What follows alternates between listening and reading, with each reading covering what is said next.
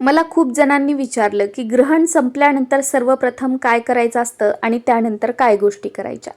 आजचं जे चंद्रग्रहण आहे ते संध्याकाळी 6:46 संपणार आहे. आता जी मंडळी ऑफिसला गेलेली असतील, ड्युटीला गेलेली असतील, तर त्या मंडळींनी ते रात्री जेव्हा कधी येतील, आल्यानंतर सर्वप्रथम स्नान करायचं आहे, त्यानंतर जेवण करायचं आहे. पण स्नान वगैरे न करता जेवायचं आणि असंच झोपायचं अशी चूक मात्र करू नका. ग्रहण झाल्यानंतर स्नान करायचंच असतं. आता जी मंडळी घरामध्ये आहेत त्यांनी ग्रहण संपल्यानंतर सर्वप्रथम स्नान करायचं आहे आणि आंघोळ करताना प्रत्येकाने आपापल्या आंघोळीच्या पाण्यामध्ये थोडंसं गंगाजल टाकायचं किंवा तुमच्याकडे एखाद्या पवित्र तीर्थक्षेत्राचं पाणी असेल तर ते टाकायचं आणि त्या पाण्याने स्नान करायचं आहे. तुमच्याकडे जर गंगाजल नसेल आणि जर गोमूत्र असेल तर एक एक थेंब गोमूत्र आंघोळीच्या पाण्यामध्ये टाकायचं आणि त्या पाण्याने स्नान केलं तरी सुद्धा चालू शकतं. आता इथे एक चूक बरेच जण करतात बघा. घरातील अशा व्यक्तीने सर्वात अगोदर स्नान करायचं जी व्यक्ती दररोज देवपूजा करते. त्या व्यक्तीने अगोदर स्नान करून घ्यायचं आणि मग लगेचच देवपूजा करायची. कारण देवपूजा करायची, त्यानंतर देवांना नैवेद्य दाखवायचा, मग त्यानंतरच आपण जे काही खायचं असतं, ग्रहण संपल्यानंतर जेवण वगैरे तुम्हाला करायचं असेल त्या गोष्टी करू शकतो.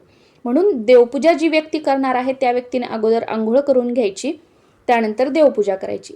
आता देवपूजा करताना इथे बरेच जण चूक करतात. ती म्हणजे काय बघा, ग्रहण लागण्याच्या अगोदरच आपल्या घरामध्ये जे काही अन्न असेल, पाणी असेल, त्यावर तुळशीपत्र ठेवायचं असतं आणि ग्रहण संपल्यानंतर ते पाणी मग नंतर आपण वापरू शकतो. पण तुळशीपत्र न ठेवलेल्या पाण्याने देवांना स्नान घालायचं नाहीये.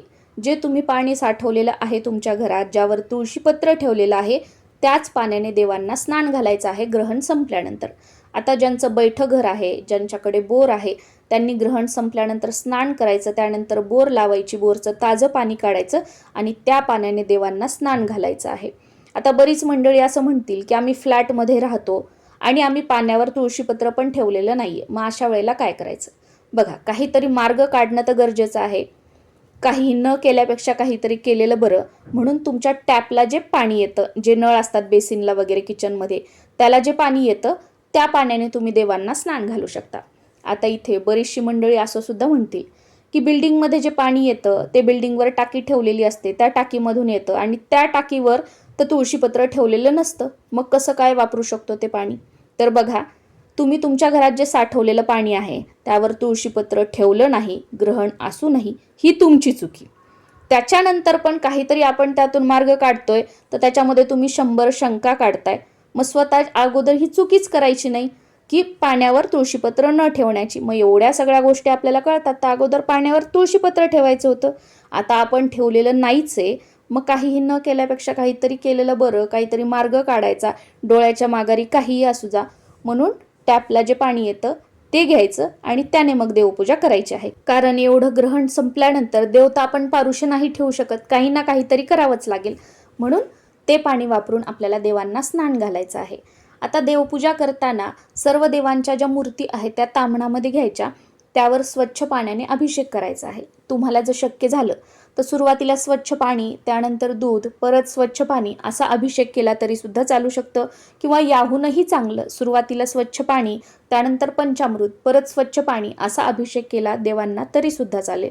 जे काही फोटो असतील देवघरामध्ये ते सर्व फोटो पुसून घ्यायचे आहेत. देवपूजा झाल्यानंतर धूप अगरबत्ती लावायची, आरती करून घ्यायची आहे आणि त्यानंतर देवांना काहीतरी गोडाचा नैवेद्य दाखवायचा आहे.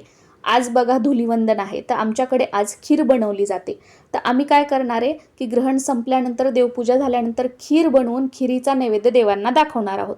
तुमच्याकडे धुलीवंदनाच्या दिवशी जो गोड पदार्थ बनवण्याची पद्धत असेल तर तो गोड पदार्थ तुम्ही बनवा आणि त्याचा नैवेद्य तुम्ही देवांना दाखवला तरी सुद्धा चालेल. पण हे शक्य नसेल तर दूध साखर किंवा काही अजून एखादा गोड पदार्थ असेल, साखर, गूळ याचा नैवेद्य तुम्ही दाखवला तरी सुद्धा चालेल. पण देवपूजा झाल्यानंतर काहीतरी गोडाचा नैवेद्य देवांना आवर्जून दाखवायचा आहे. त्यानंतर मग आपण स्वयंपाक बनवायचा आहे आणि मग घरातील सर्व मंडळींनी जेवण करायचं आहे. आणि हो, देवपूजा झाल्यानंतर सर्वप्रथम देवांना स्नान घातलेलं जे पाणी आहे ना, तर ते पाणी एखादं फूल घ्यायचं किंवा एखाद्या झाडाचं पान घ्यायचं, आंब्याचं झाड असेल तर त्याचं पान घ्यायचं आणि सर्व घरामध्ये ते पाणी शिंपडायचं आहे.